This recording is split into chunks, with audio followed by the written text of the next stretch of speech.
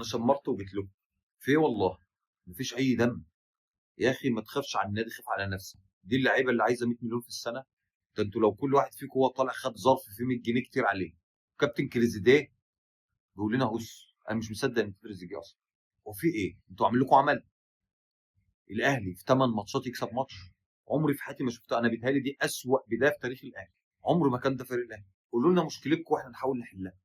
لا مفرقونا. بلاش قرف. يا أخي ده اللي عنده دم أحسن من اللي عنده فلوس.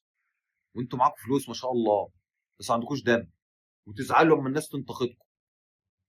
لا يا أخي، عمري ما شُفت لعيبة الأهلي بالشكل ده.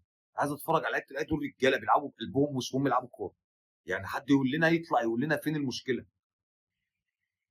لإن إحنا ما عندناش استعداد نتفرّج على الأهلي كده.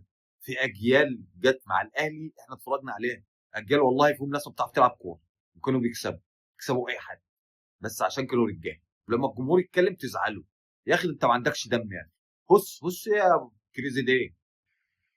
إنما دول والله لو جبت معاهم ميسي، والله لو جبت معاهم ميسي وكريستيانو ونزلوا بالروح دي ما هتشوف خير.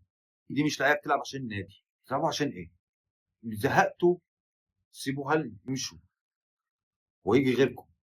مش هيعمل أوحش من كده. مستحيل.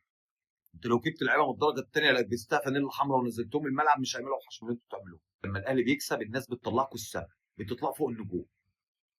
لمّا الأهلي بيبقى بالمنظر ده تستحقوا تنزلوا سابع أرض عادي. لو أنتم مش عارفين قيمته امشوا.